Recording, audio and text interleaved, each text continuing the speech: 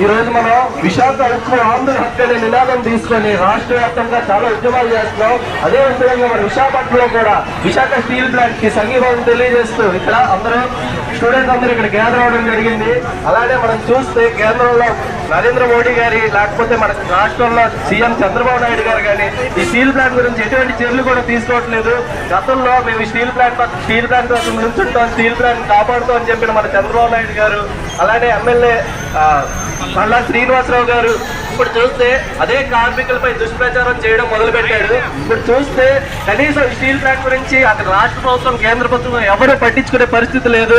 దీనిపై ఖచ్చితంగా విద్యార్థులే తిరగబడి స్టీల్ ప్లాంట్ మనకు కావాలని ఫైట్ చేయాలి.